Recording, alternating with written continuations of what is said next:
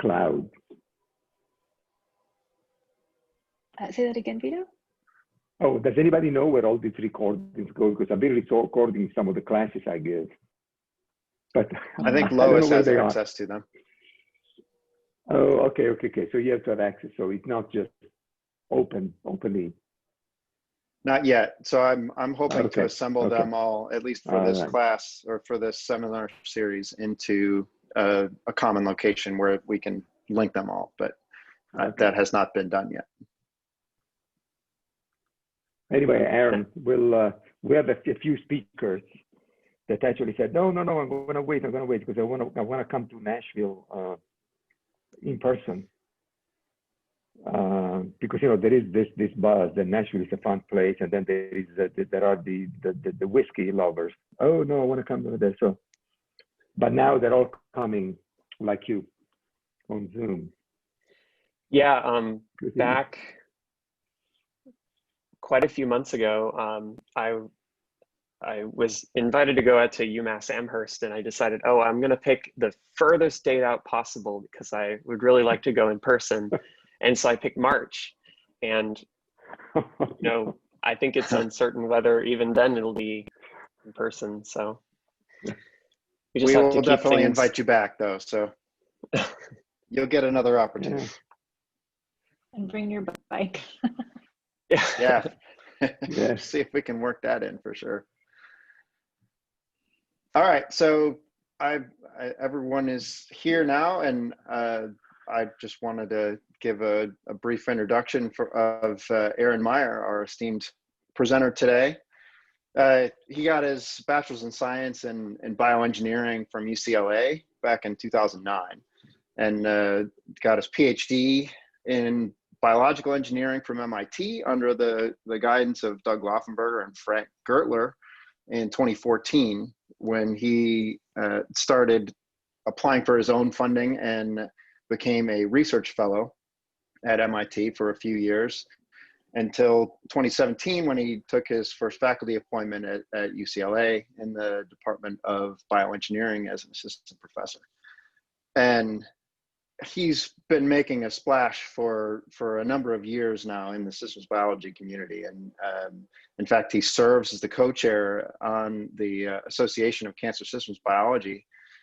And I'm going to give a plug for their annual meeting that's coming up very soon on the systems approaches to cancer biology. It's an annual meeting that they have. So I'm recommending everyone consider attending. And then he's also been given a number of awards, and a few of them include as a graduate research fellowship from the National Science Foundation, the Early Independence Award from the NIH, from the director of the NIH, and a Faculty Career Development Award from UCLA. So in his starting out as an early cancer systems biologist, he's already making a huge impact in the field, and we're very fortunate to have him present here for us today. The title of his talk is Mixture Models of Cell Populations and Signaling to Understand Heterogeneous Drug Response. So thank you, Aaron. Great, thanks, Darren, for the really nice introduction. Before we get rolling, what was that? Just a quick note for all the attendees. For those of you who haven't come to these seminars before, please feel free to drop in questions in the chat or in the Q&A box, and Aaron will pause in the middle of his talk and answer those questions. Thanks. Great. So just because Darren really nicely mentioned the meeting, you can find the meeting at secbmeeting.org. And in fact, we are pretty sure that the meeting is going to be entirely free for attendees. So really encourage you to sign up once registration is open. So yeah, today I'm going to tell you about two projects in the lab. And in fact, these are both things that we really haven't discussed publicly before. And I wanted to talk about these because I think they have some great interactions with work that I know is happening at Vanderbilt. And so I'm really interested in the thoughts people have about it. This is, see if I can get There we go. And before I get going, just to mention, this is work that really entirely has been done by two really amazing PhD students in the lab, Mark and Farnaz.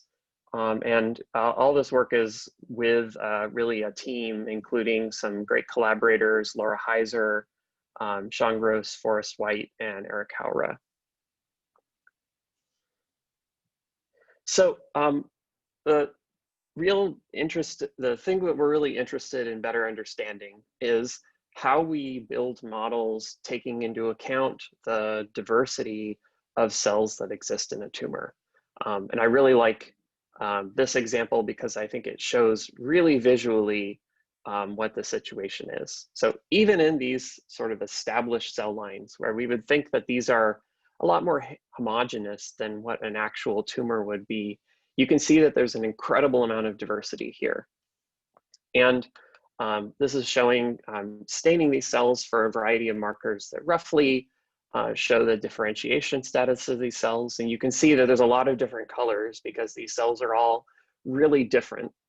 And importantly, those molecular differences translate to a difference in drug response for almost any sort of drug that you might try. And the problem is actually even more complicated than this, than having a lot of heterogeneity in these populations, because individual cells within these populations can often repopulate the diversity that we see here.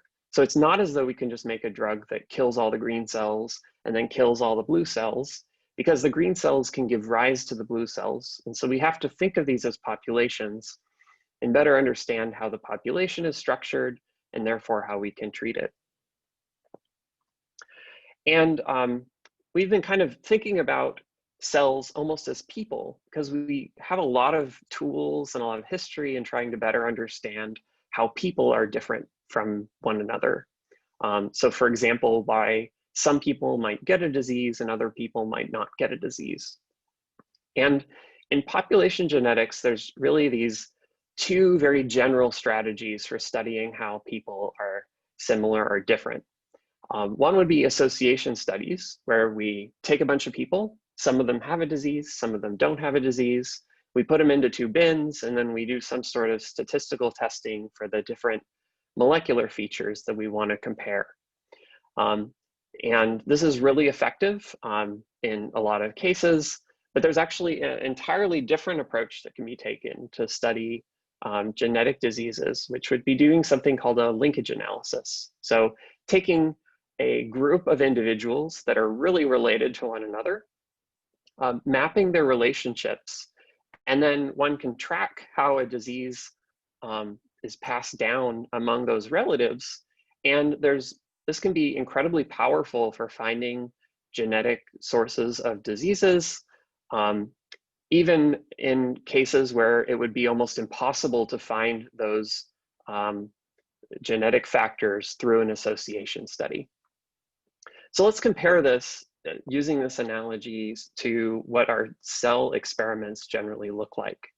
So generally, the ways that we study how cells are different always fall into this association study type. So we take a whole bunch of cells, we measure some things about them, and then we bin those cells into different groups, and we look at how the groups are different. We almost never look at individual cells taking into the account the fact that those cells are related to one another if we were to look back into their history. And so we've been interested in kind of trying to figure out how we might do something like linkage analysis with populations of cells. Just as an example, there's a really famous example of using linkage analysis. This would be in the royal family.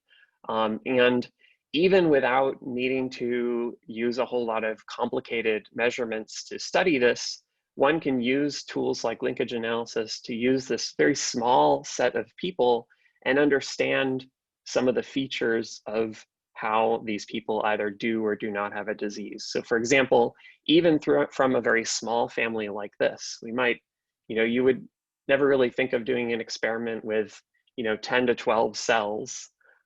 From something like this, we can already say that the disease, for example, is X-linked. And so if we're going to do linkage analysis with cells, two observations is that the relationship between the cells is really important.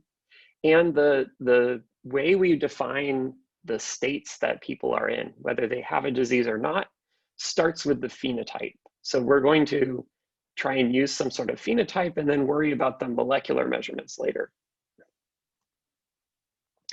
Now, cells are not people. It usually takes two people to give rise to another person. And the sorts of things that are inherited are going to be things like DNA and methylation. Cells usually takes one cell to make two cells. And cells can inherit a lot more things. It's going to make it a little bit more complicated to think about why they're different, including they inherit proteins, methylation, RNA, and DNA. So let's think about what would be a really nice phenotype to measure from cells. We were started with this thinking that the cell cycle would be a really great phenotype, and because in order for drugs to work, they either need to prevent cells from growing or they need to kill cells. And both of those things are really directly regulated by the cell cycle. A lot of our drugs also affect the cell cycle.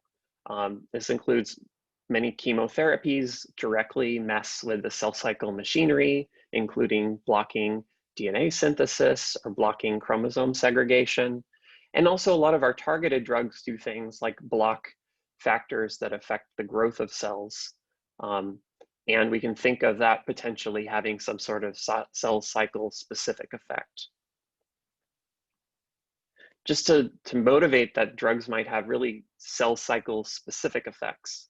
And I'll explain where this comes up from in a second. We can look at drugs and ask, well, when do cells die within the cell cycle? And a lot of drugs have very specific timings in the cell cycle where they end up killing cells. So for example, lapatinib here, almost always when we see cells die, they die in G1 phase. When we see cells die after gemcitabine treatment, it almost always occurs in S or G2 phase. Now, we've been doing this work with Laura Heiser's lab and Sean Gross in that lab. And they have this really nice translocation reporter we can use to look at the cell cycle in living cells and do it only in a single channel. So we can watch cells over time. And what's nice about this is when cells are in the G1 phase, the reporter is found in the nucleus. And so we'll see mostly nuclear fluorescence. And then when cells are in S or G2, we see mostly cytoplasmic staining of this. And so we can use this as a non-invasive way of being able to quantify cell cycle dynamics. And just to show you how these drugs can have really cell cycle specific effects and how this reporter can give us more information than we would get from, say, simply counting the number of cells. You can see that in this middle video, as we go to longer time points, we see mostly nuclear staining. And this shows that lapatinib tends to lead to the cells mostly being in G1 phase at the end of the experiment. Now, in contrast, gemcitabine here mostly has cytoplasmic staining, and that shows that these cells mostly end up in S or G2 phase by the end of the experiment. So we're going to use this as our phenotype of interest. So we wanted to build a model of this, and we're going to come back to thinking about single cells in a second, because we want to better understand how we should model this phenotype. And so the way we started with that is we built the simplest possible model we could think of. So cells are in G1 phase, they have a rate of transitioning to G2 phase, and they have a rate of transitioning back to G1 phase. And if they go back from G2 to G1, we say that they divided and the cell number increases. And then there's a chance of cell death in either G1 or G2 phase.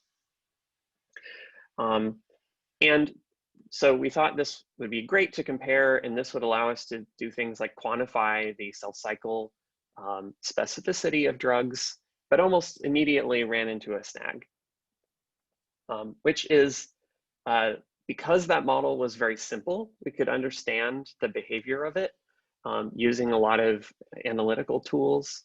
And one property of that model is that it will never oscillate. In fact, the rates would have to be, in that model would have to be negative, which makes absolutely no sense. And so that model will never lead to oscillations. And when we started to look at our data, where we quantify the number of cells in G1 or G2 phase over time, for all of the different drugs that we tried, we would see this oscillation effect.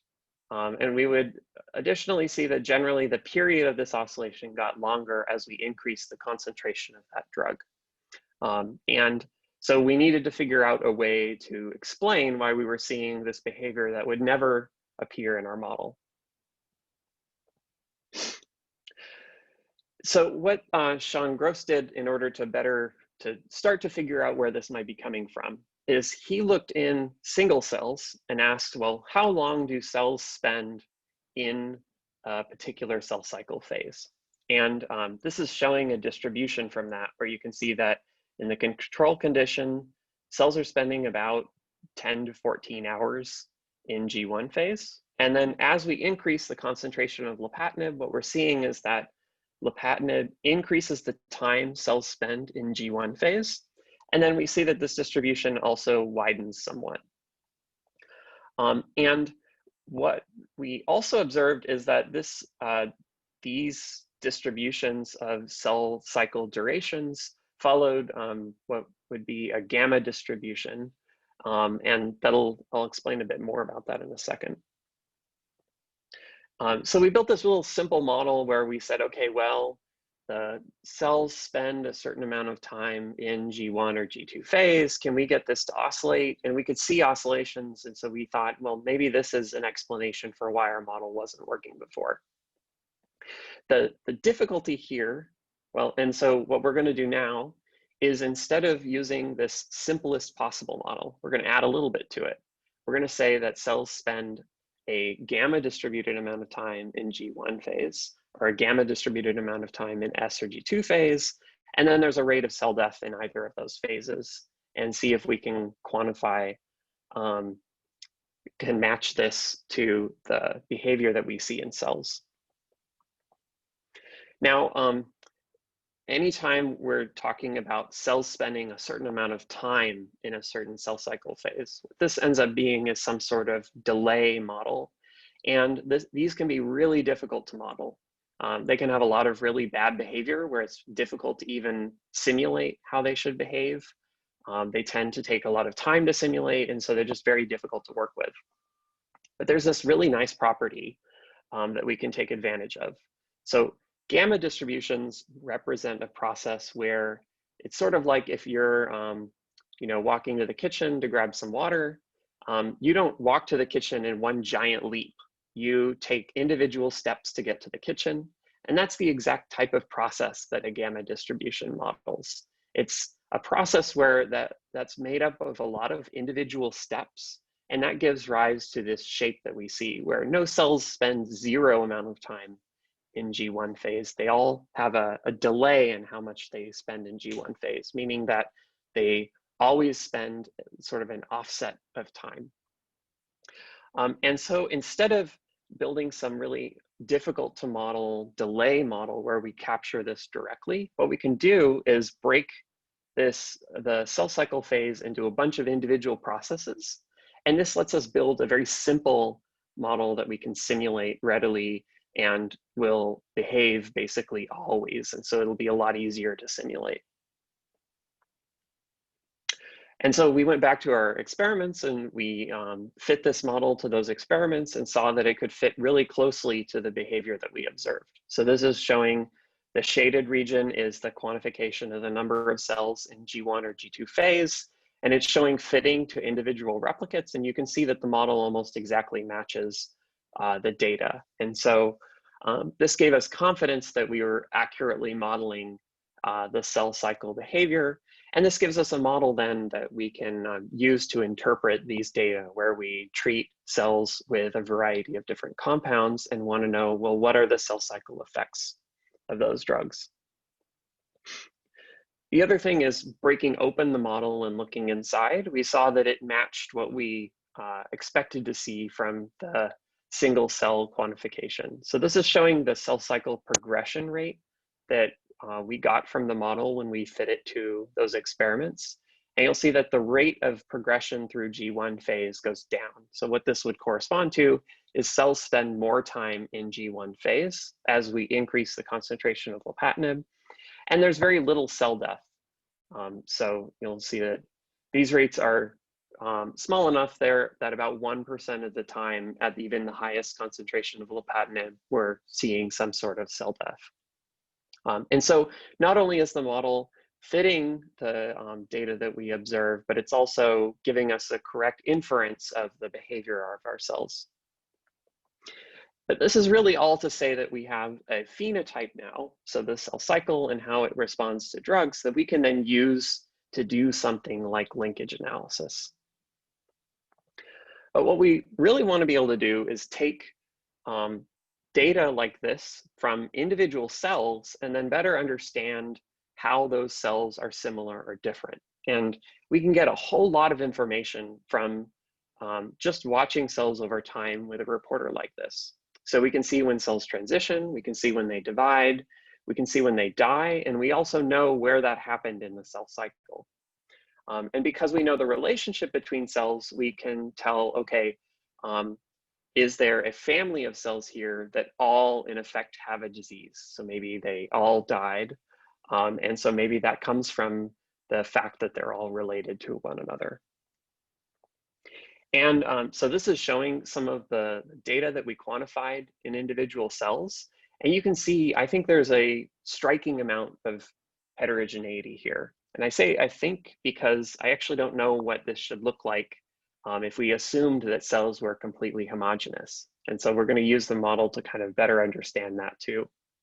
So what this is showing is you're tracking an individual cell over time. And when you see the line divide into two lines, it's showing that the cell divided. The red is showing SG2 phase. The gray lines are showing G1 phase. And so we can, by moving left to right, we can basically look in our experiment over time at cells that are related to one another and how they behave. And so you can see a couple of features from here. One is that lapatinib extends G1 phase, like we inferred from the population level data. And we generally see death in G1 phase. The opposite is true for gemcitabine. I think there's quite a lot of heterogeneity here because, for example, if you look at the lapatinib condition, we have cells at the top here that are growing about as well as cells in the control condition, even when there's a lot of cells dying here. And so this just shows that there's more information than we can get by looking at these cells over time individually and also looking at their relationships. So for example, you can see here that generally if a cell dies, its relative also dies. And so there's some sort of similarity between relatives that we want to figure out. Now, these measurements don't directly tell us whether cells, if we think about our analogy, whether cells have a disease or not. It's an imperfect measure of this underlying information we want to understand about those cells.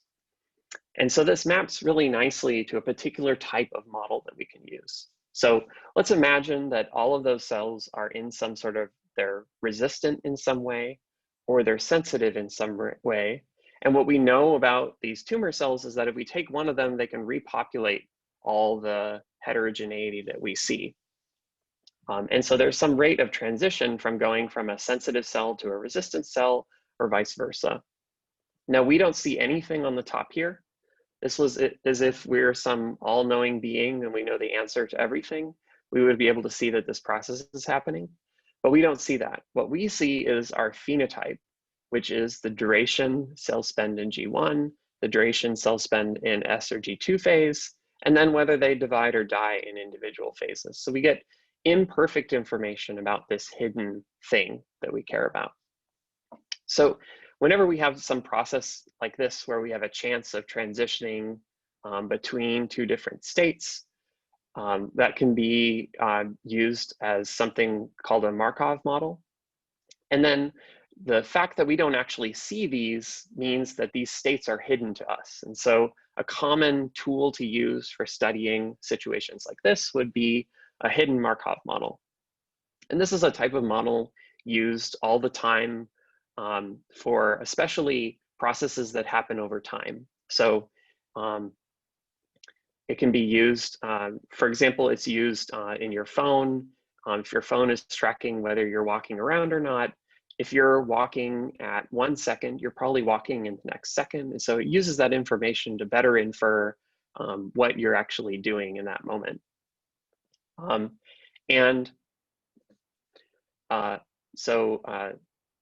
But there's one additional complication that we're going to have here, which is that our data is not something happening over time.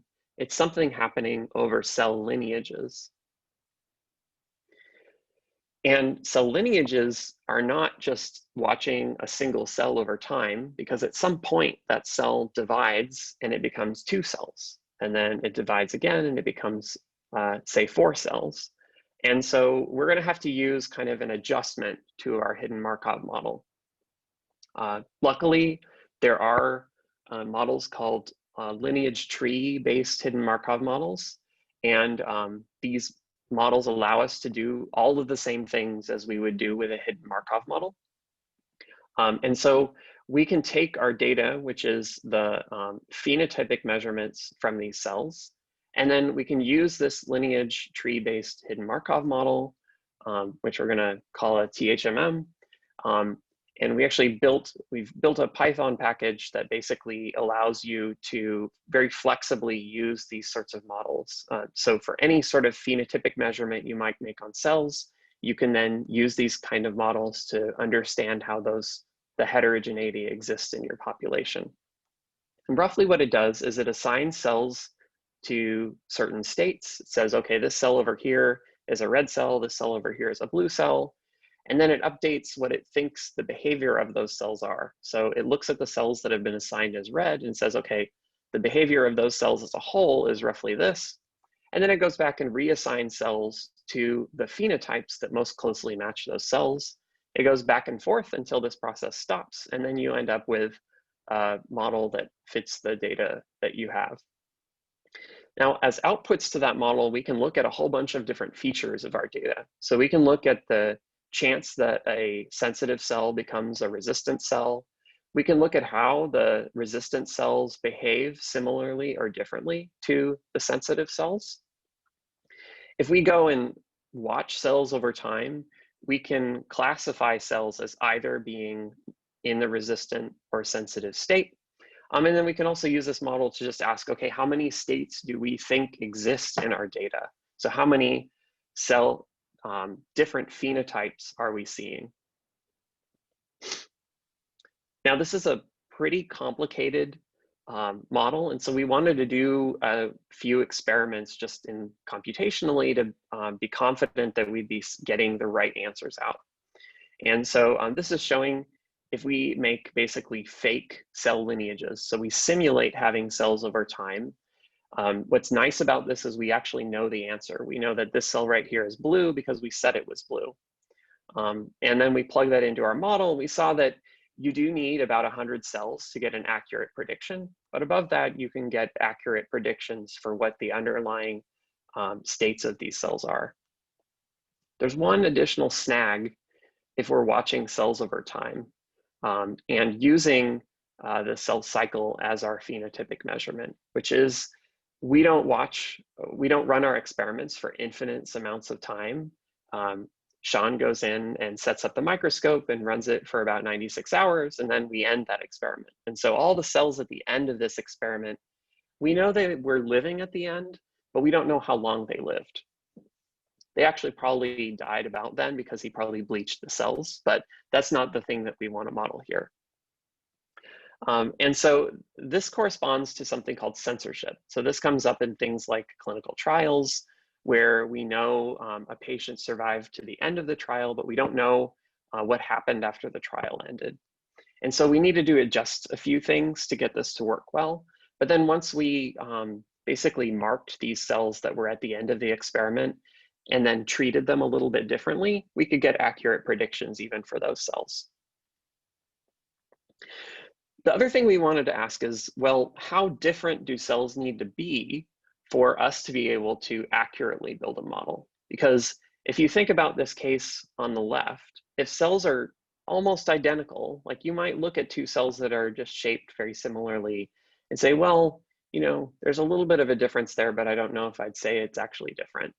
And then at the other extreme, we might have cells that look entirely different. And so we know, obviously, these are going to be something that we should classify as different. So we don't actually see the colors of these cells. How different do they need to be for us to get the right answer? And so we took our fake cells again, and we went from them having exactly the same G1 duration to making the G1 durations really different, and asked how accurately we could classify those cells, and saw that, you know, you do have to have cells that are different in some way in order to tell that there's a difference there. But as soon as the difference became somewhat reasonable, we could get accurate classifications. And we compared this to just classifying cells based on their phenotypes without using the relationships between them. And we always do better in identifying cells. And so this then again shows that this model is probably going to give us the right answer in the end. Finally, we did a computational experiment to show that if there are differing numbers of cell states here, we can use a model selection process basically to tell us how many different states we should see. So in total now, we've got a model that should give us the right answer. Let's go and actually use it with real data. So this is showing, looking at tracking a couple hundred cells after treatment with lapatinib, and we're using a dose response here, but this is looking across that entire experiment.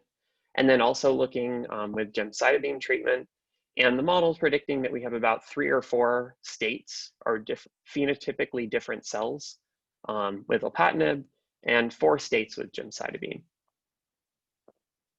So looking at this data, what we saw is that for lapatinib, the cell states that were inferred are very stable. So about 90% of the time, if we have a blue cell here, which behaves in some way differently, it ends up giving rise to blue cells. So cells that are similar in their phenotype. And that's the same for state 1 and state 2. If we look now at the phenotype, we can look at the time cells spend in G1 phase or G2 phase. And then what this is describing is the chance that cells end up dividing as opposed to dying at the end of their cell cycle phase. What we see is that basically nothing happens in G2 phase. So we sort of saw that from our earlier analysis on the population, that lapatinib has very little of an effect on G2 phase.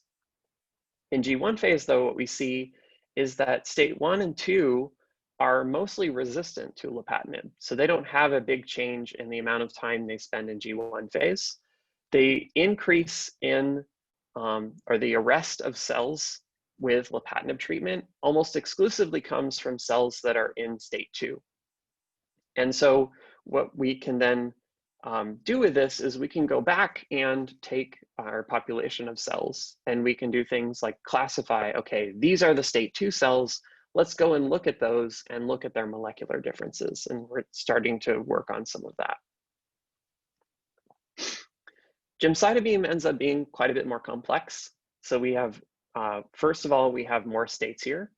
We see that state 0 and 2 are pretty stable. So they give rise to cells that are phenotypically pretty similar. But state 1 and 3 preferentially transition. So state 1 cells generally give rise to state 3 cells. So it's a little bit more complicated. The behavior of those different states is also a little bit more complicated. So we have these orange cells, state 1, that arrest in G1 phase. They also tend to arrest in G2 phase, so they're very responsive to drug treatment. And then we see that the blue and red cells tend to die when they reach G2 phase, while the green cells die in G1 phase. But then most of the or more of the effects are found in G2 phase, like we saw in the population level analysis. So from looking at these cells, we've learned that cell cycle phases are generally gamma distributed. That lets us use these nice properties to simulate them. The phase durations can lead to this interesting effect where when you treat with almost any drug, you end up causing a partial synchronization of those cells.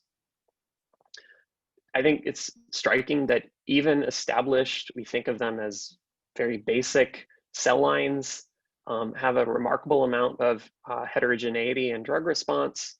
And we can use this sort of lineage analysis to look at the heterogeneity in those populations. And so we're now working to be able to link this sort of analysis back to molecular differences and be able to say, like, the state 1 cells are different in this feature. For example, we think that those cells, the subset of cells that are responsive to lapatinib, might have greater or lesser expression of the HER2 receptor.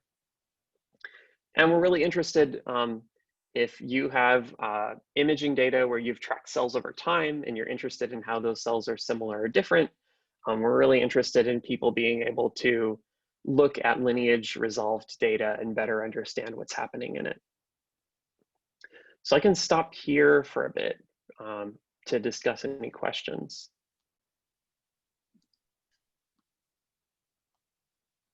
So yeah, I had a question.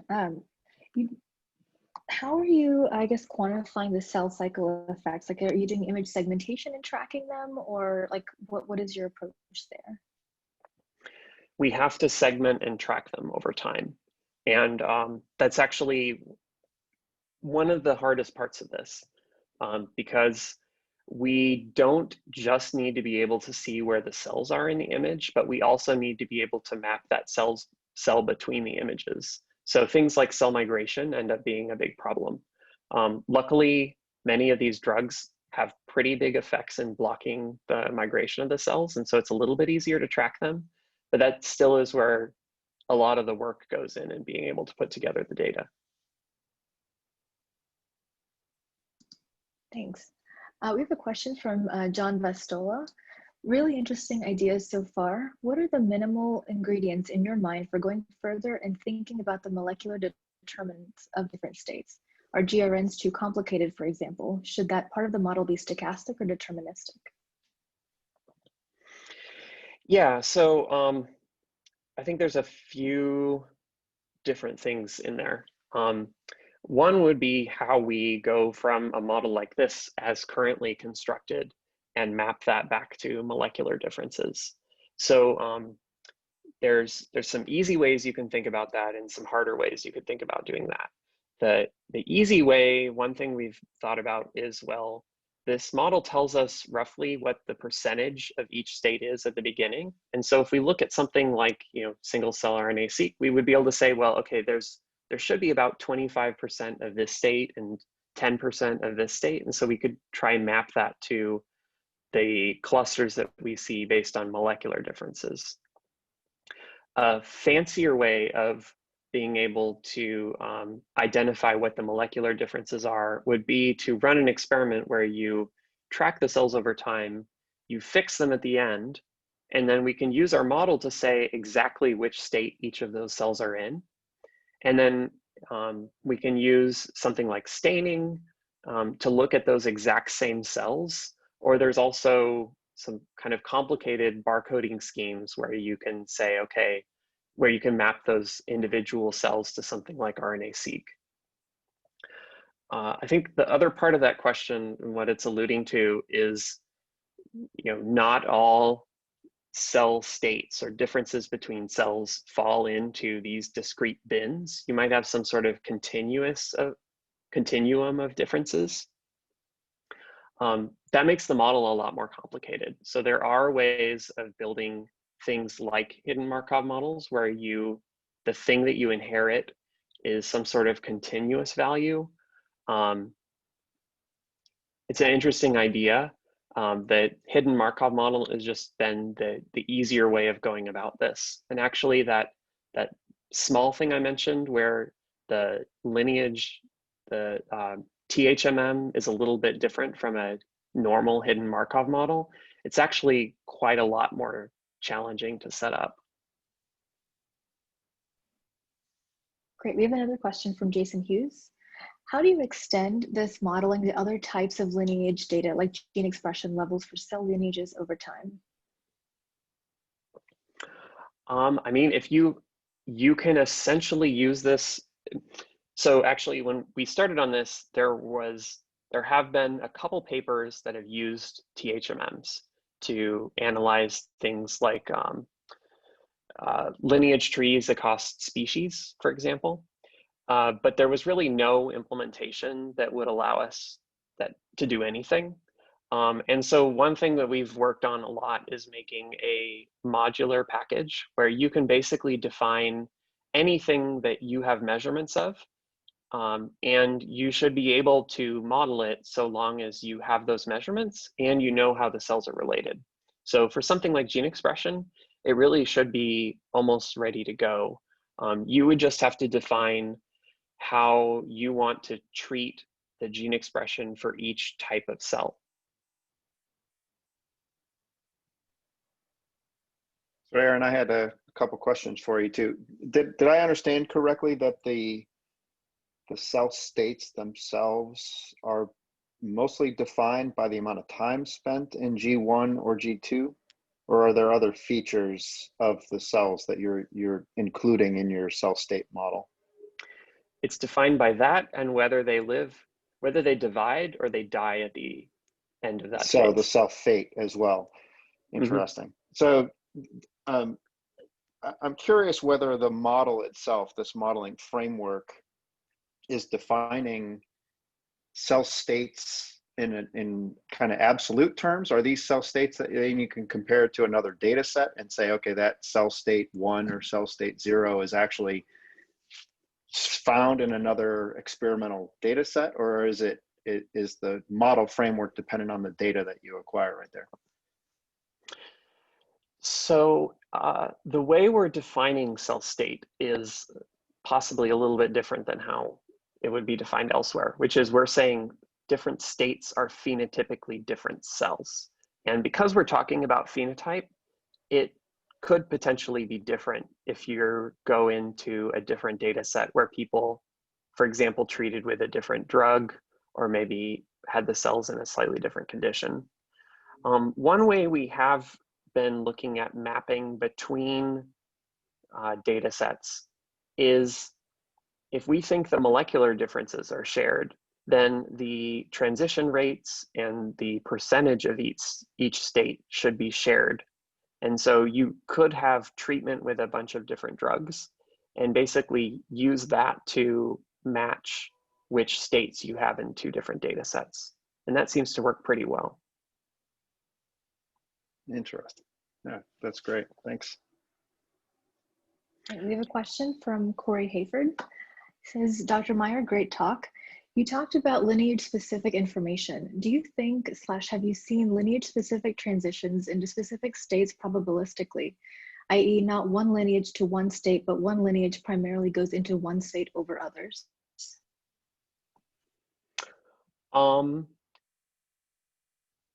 I interpret that question as us having some very detailed molecular understanding of how this is working. And I don't want to suggest that we have that quite yet. This is a model that's a reflection of the data that we have. But we do see, for example, with gemcitabine, that we have a structure like this, where you have cells that are in state 1 and they preferentially transition to state 3. And how I think that might be is, well, yeah, that's maybe what comes to mind, is that we do see that cells would be preferentially transitioning. I'm not sure if that answers the question though.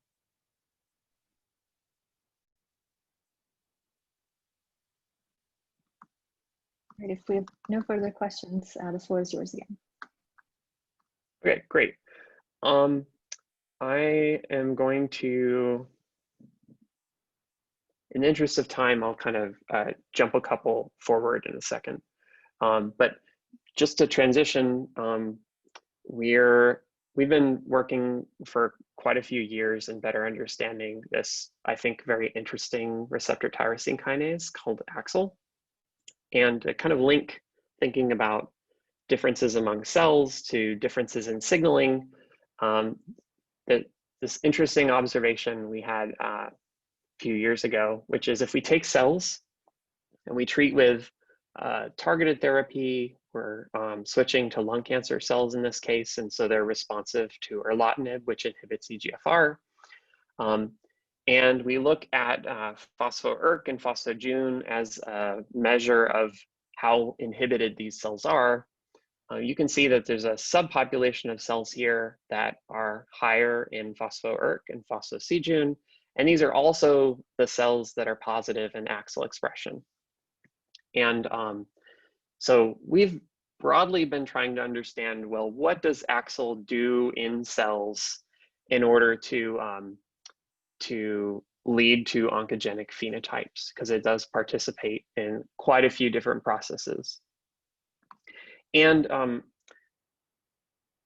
I think of us as taking kind of a different view from the way other people have studied this receptor, which is we're take more of an engineering perspective, meaning that I even tell students this, that I don't really care how all these pieces of the cell are connected together. So cell signaling is incredibly complex, and all these different proteins sort of all influence each other in complicated ways that we don't completely understand. And so rather than trying to think about every little piece happening here, what we want to better understand is if we connect the things happening outside of the cell to the responses we ultimately see, we want to build a model of the process in between here, and then we can use that model to better understand the properties here. So it's not as though we want to add to this complicated diagram and saying that, you know, this receptor leads to turning on this instead of this, and then turns on apoptosis or cell division. We want to just have a way of linking the cues that we see or the changes that the cell is responding to the differences in how cells respond. AXL is a receptor tyrosine kinase, which means that it spans the plasma membrane. And this is an interesting place for a protein to sit because it takes information happening outside of the cell and brings it inside of the cell. And this happens through dimerization, which leads to the receptor phosphorylating itself. And this recruits a bunch of various proteins and leads to cell signaling. Working with AXL it's a complicated and hard protein to work with for a variety of different reasons.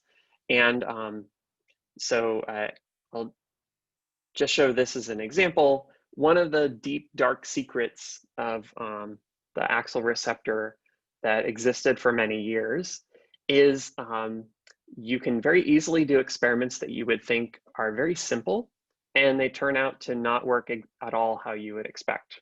So the AXL receptor has a ligand called Gas6, and usually the ligands for RTKs would lead to a lot of phosphorylation as a measure of response. And this is just showing an example that if you treat with the ligand for AXL, you basically don't see anything happen. And the comparison here is to using an activating antibody, which artificially dimerizes the receptor and leads to activation. And I want to show this just as to show a little bit about how we're thinking about this a little bit differently. This really bothered me because I think of RTKs often as being sensors of ligand, and this shows that this receptor is not a sensor of ligand at all. And there's some attributes of a good sensor we can say, which is that if we have some sort of input, we change the concentration of ligand from low to high, like we did that in that experiment. What we should see if RTK is sensing that ligand is an output that looks roughly the same. So we should see a big change. We should see rapid response, so not some sort of slow increase over time. And we should see that the sensing is memoryless. So if we want to use an RTK as a way of the cell determining how much ligand there is, we shouldn't see that it depends on how much ligand there was a week ago. And lots of RTKs work this way. So EGFR, IGFR, MET, if you add ligand to cells that express those receptors, you see this huge increase. It's rapid, it's sustained. If you remove the ligand, it turns back off again. So this is concerning because sure, Gas6 interacts with the AXL receptor, but it's certainly not sensing Gas6 as the thing that it responds to. So this concern became us better understanding how the receptor works. It turns out we built a model to understand how protein interaction leads to the receptor becoming activated. And what we found is that when the AXL receptor is turned on, it's generally found in these small clusters on the cell membrane. And a thing that was known about AXL is that its ligand interacts with a lipid called phosphatidylserine, which is the lipid that you find exposed. If you've ever stained for dead cells, you probably stained for phosphatidylserine. And so, again, we take this concern, we're thinking about this receptor as a sensor of something. And by looking into that, we can better understand, well, how does this receptor work? So yeah, AXL is a member of the TAM receptor family. It has this Gas6 and protein S ligands, which also interact with phosphatidylserine. And this receptor has really important effects on the metastasis of cells, the resistance of those cells. And I'm not going to talk about it, but they're expressed in the immune system and have important effects on the immune system's response to cancer. I will skip over this background just, but show mainly that AXL is a factor that leads to the resistance of cells to therapy. So this is a study from quite a few years ago at this point, that if you treat with erlotinib, cells will switch to expression of AXL. And these cells become resistant and can be resensitized to EGFR inhibitors if you also inhibit AXL. Now, I think the concerning thing about this is that it's been difficult for people to replicate this. So I believe that these results are true, that AXL plays a role in resistance to EGFR inhibitors. But generally, people have been able to see these large effects on AXL promoting resistance in vivo models, but it's been very difficult to see really large differences in the resistance of to therapy in vitro systems. And so there's some important difference between those two. And I will just jump to what we've really been doing to better understand what AXL does. So AXL has a bunch of effects on things like migration, on resistance of cells, and this communication with the immune system. And this is common with a lot of RTKs. They don't just lead to one signaling effect. They actually activate a whole bunch of different things. They activate phospho-ERK, phospho-AKT, pretty much any sort of phosphorylation signal you can think of might be affected in some small or big way by turning on an RTK. And this receptor, like many RTKs, leads to a lot of phenotypic differences. So in AXL's case, it leads to cells being resistant. It leads to cells migrating more or less, and it leads to suppression of the immune system. Now, this makes it difficult to understand which signals matter here. Like ultimately, what we would love to be able to do is say, okay, this particular signal is turned on, and that's what leads to resistance of cells. But this signal over here, it affects the migration of cells, but not their resistance. And it'd be wonderful if we had a way of being able to map this back to the particular parts of the receptor that lead to these signaling changes as well.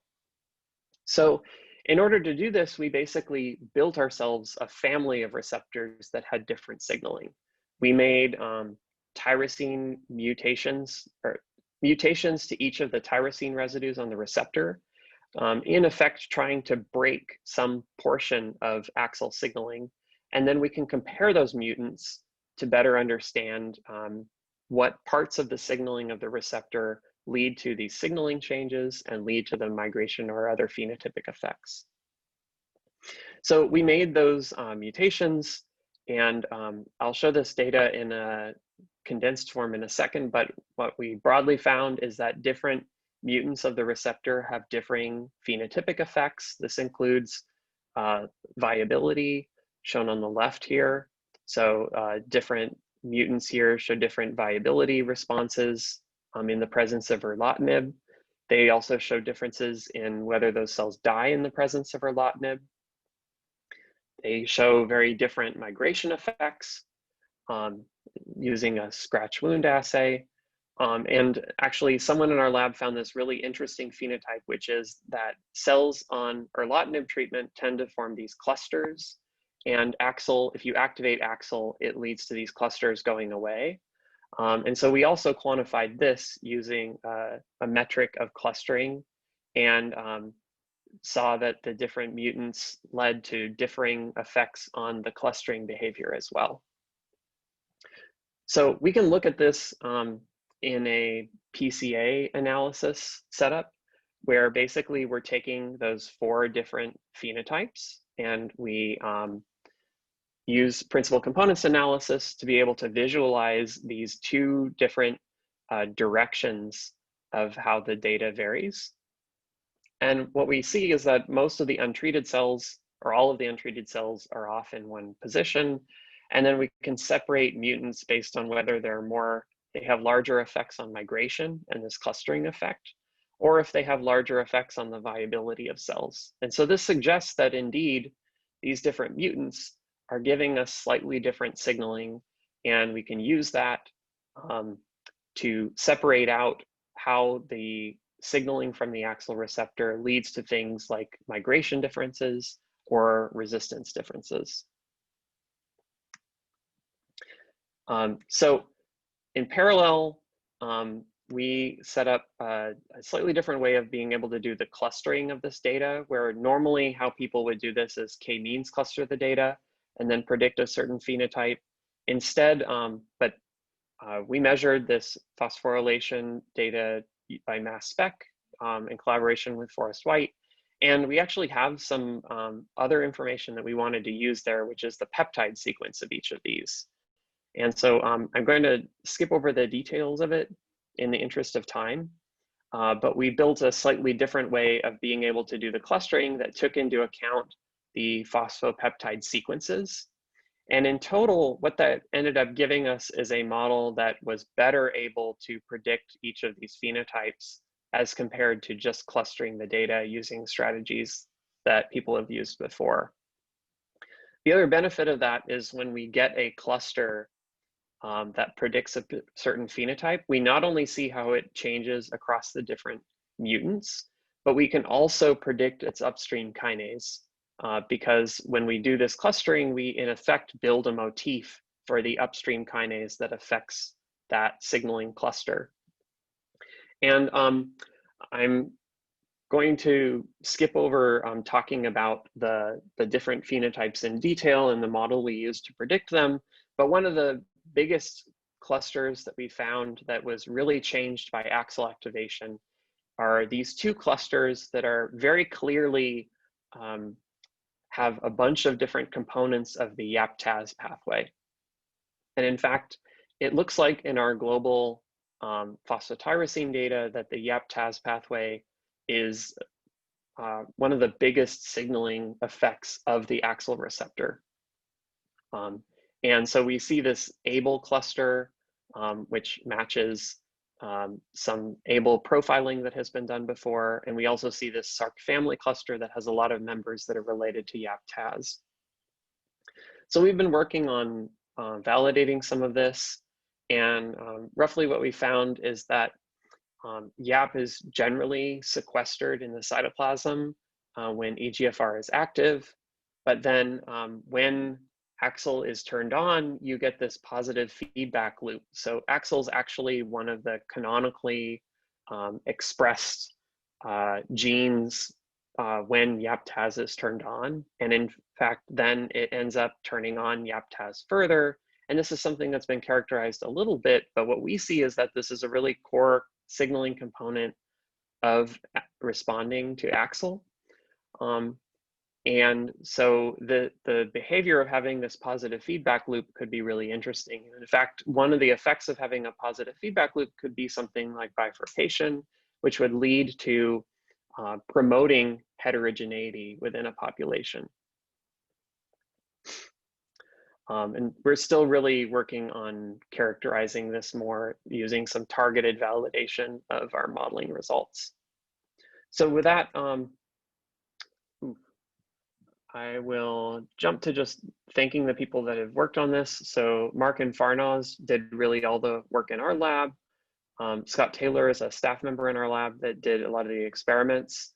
And then we have really excellent collaborators, including Eric and Forrest, Laura Heiser, and Sean Gross, that have been working on these different projects. And I mentioned them when they did some of the work that I presented. So with that, thanks for your time. Sorry for going a little bit over. I'm happy to answer more questions and talk with people afterwards. Thanks. So we have one question from Leonard Harris. For just a moment. It says, hi, Aaron, great talk. Thanks so much.